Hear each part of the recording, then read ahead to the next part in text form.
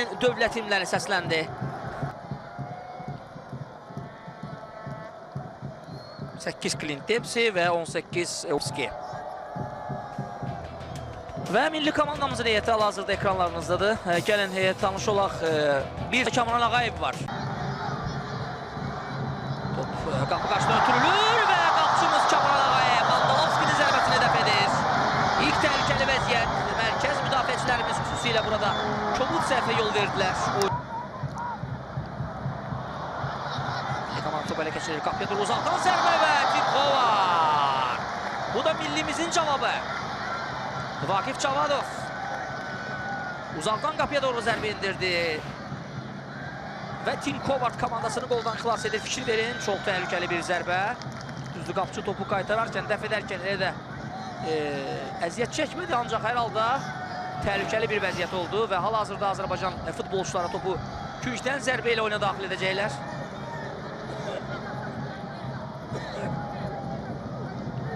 Ruslan Abuşov, Ramaldanov, Yunus Sadə, uca boylu futbolçularımız rəqibin qapısı qarşısında topa ötürülür və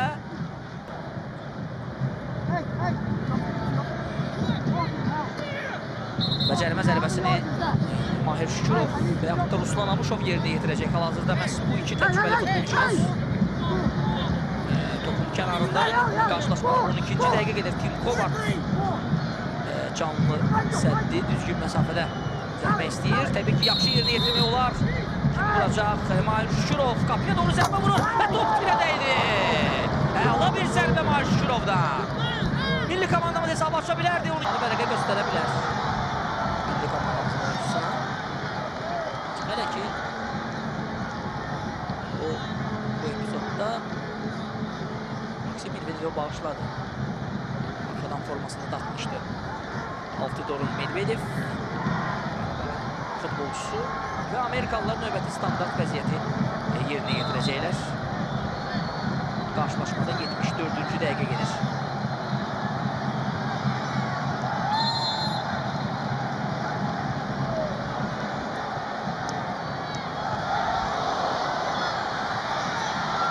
Bradley və topu boş qapıdan çıxarırlar futbolçularımız.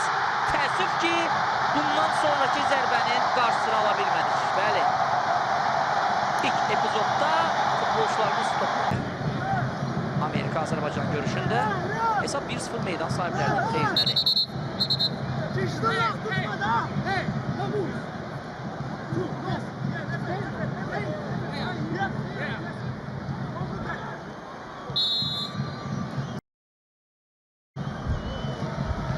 Qarşısında gərginlik var.